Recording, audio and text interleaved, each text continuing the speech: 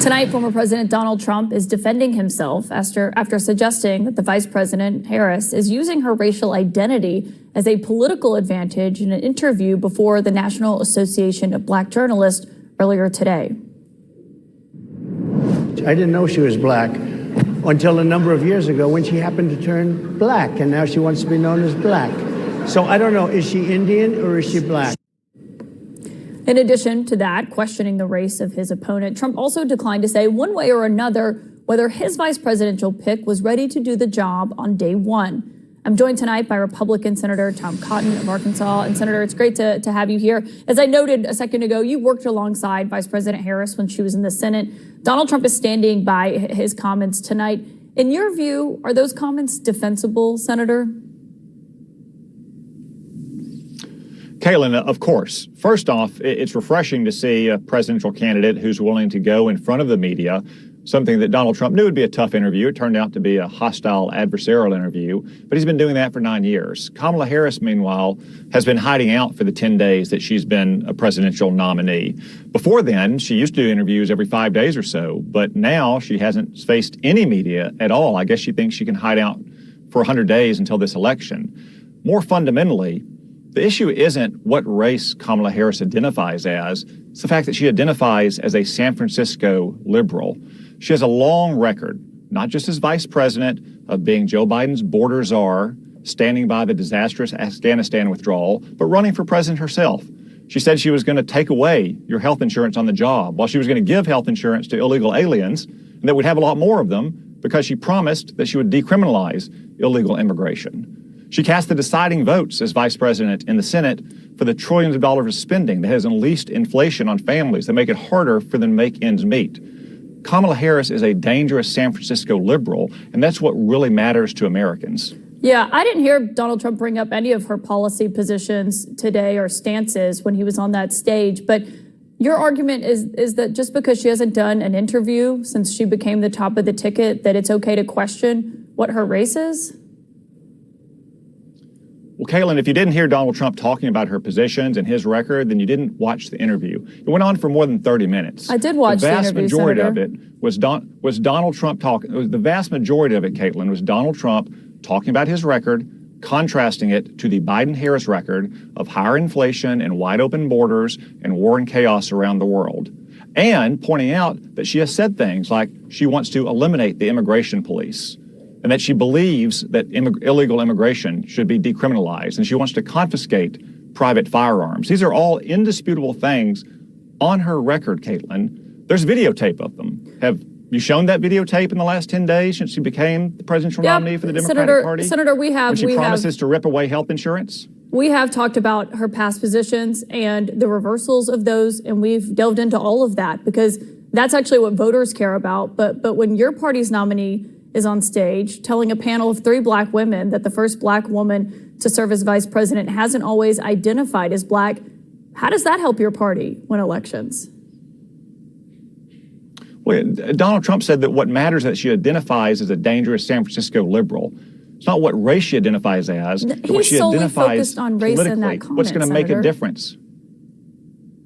Kaitlan, the interview was more than 30 minutes long, which is 30 minutes longer than Kamala Harris has had an interview with anyone since she became the presidential nominee. The vast majority of the interview was talking about Kamala Harris's dangerous record on our wide open border, on higher taxes, on taking away health insurance on the job and giving health insurance to illegal aliens. The vast majority of that interview was contrasting the Biden-Harris record and Harris's record from the first time she ran for president to the Trump-era record. That's a contrast that Donald Trump will win every day of the week. I know you don't like her policies, and you talk about, you call her the San Francisco liberal. I saw you saying that with Jake Tapper the other day, but that was not Donald Trump's main point today when he was asked about your Republican colleagues on the Hill who refer to her as a DEI hire.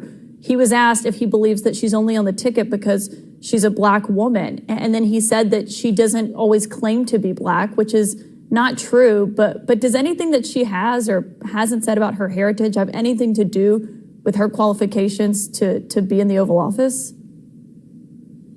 Well, no, Kaitlan, that's not what President Trump said. He said he didn't even know what Rachel Scott meant by a DEI hire, and he had no idea why Joe Biden hired her. What really matters is whether the American people want to hire her, given her record. And I promise you, if you think things have been bad for the last 4 years under Joe Biden, the worst is yet to come if Kamala Harris is the president. I just want to quote his words to you, Senator. He said, "I didn't know she was black until a number of years ago when she happened to turn black, and now she wants to be known as black.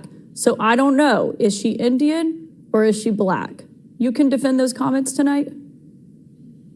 And he also said either is fine, both is fine. He loves African Americans, he loves Indian Americans, he loves all Americans.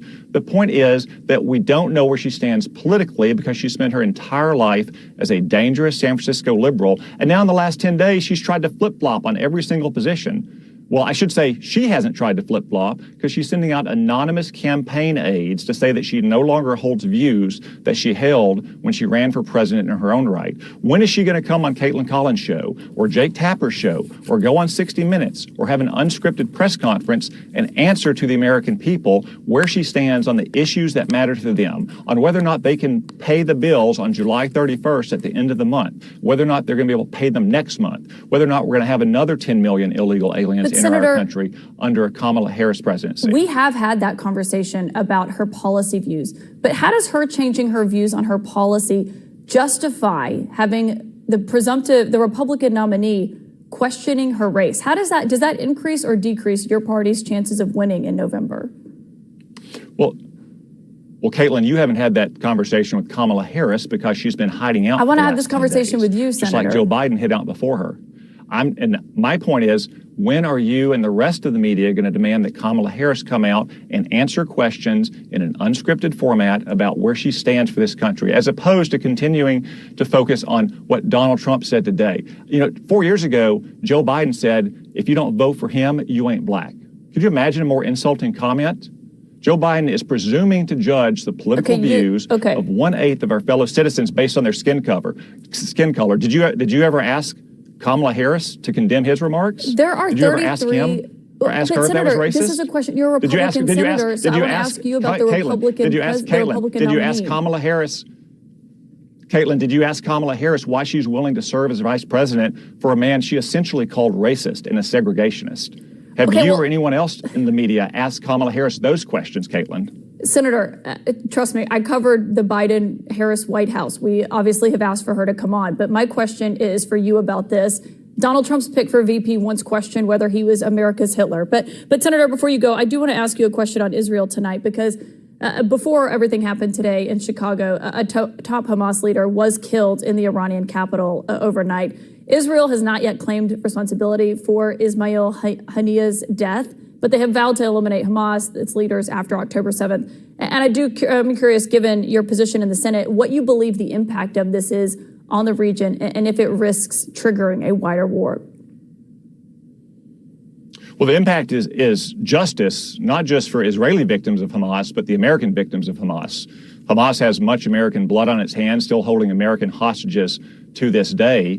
Israel did take credit, though, for the strike in Beirut yesterday against not only someone who's a top Hezbollah commander, but someone who had the blood of more than 240 Marines on his hands because he was responsible in part for the 1983 Beirut barracks bombing. That's a strike that Kamala Harris and Joe Biden worked overtime for 3 days to convince Israel not to undertake. Thank goodness that Israel didn't listen to Kamala Harris and Joe Biden and actually got vengeance, not just for the Israeli victims of Hezbollah, but also the American victims. That's what we got, for instance, when President Trump killed Qasem Soleimani, what we won't get if Kamala Harris becomes president.